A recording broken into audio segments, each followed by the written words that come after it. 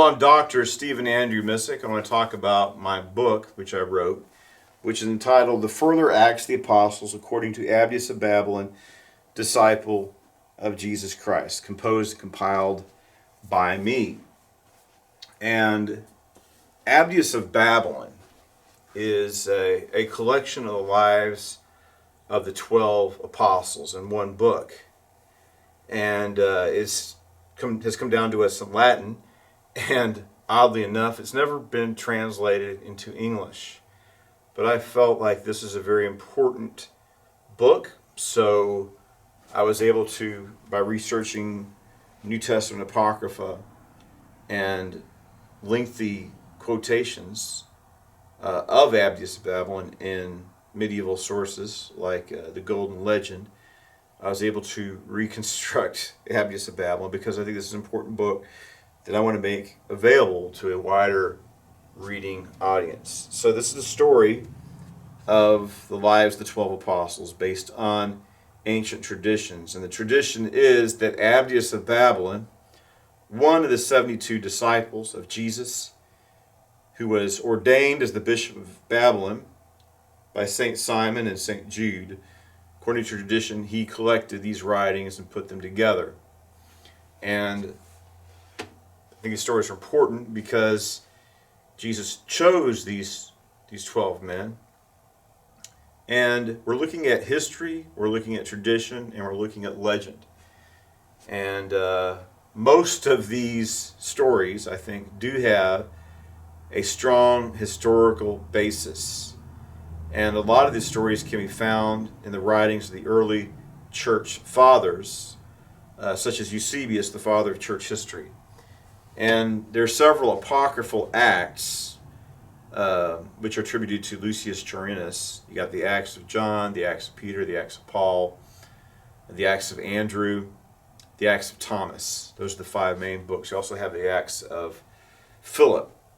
And particularly, well, with the Acts of Peter and Paul, I mean, most scholars and Bible scholars and historians look at that and concede that these books, even though they might contain legendary elements, do have some historical facts that are recorded in there. And these books, they say these acts were written around the middle of the 2nd century. And especially with the Acts of Paul, what we have in these writings are oral traditions that the author of these acts went to these communities founded by the apostles, and the tradition passed down from grandfather to son to grandson. They wrote them down, what the apostles did in that community based on oral tradition. These are communities that were founded by the apostles, places the apostles visited. So there is a lot of interest and curiosity. And one of the things I'm concerned about in this is, a lot of people focus on how did this apostle die? How did that apostle die? And of course, these stories are in there, but I think it's also important for us to look at what did the apostles do, what did they teach, instead of just focusing solely on their deaths. So this is not a translation of the Latin, hasn't been done yet. It's not a scholarly version, it's just a presentation of the story.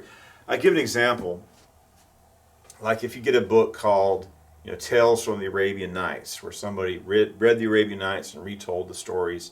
That's what I did in here. Or Bullfinch's Mythology, right, where Bullfinch collects the Greek myths and presents these stories for a modern audience. That's what this book on Abdias is based on, the original writings.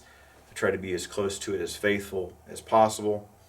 But it's not a direct translation that hasn't been made available yet. Instead of waiting on a direct translation, I thought I'd go ahead and make these stories available to people today. Somebody criticized me for that. It's like, oh well, it's in Latin, and you can go on Google Translate and translate it yourself. Why should you have to do that? I mean, that's really absurd. I got it in English. I put it together. Like I said, I'm not claiming it's a scholarly translation that needs to be done, but it's just a retelling of the stories from Abdias. And like I said, I try to be faithful to Abdias as much as possible, but this is my version, my retelling.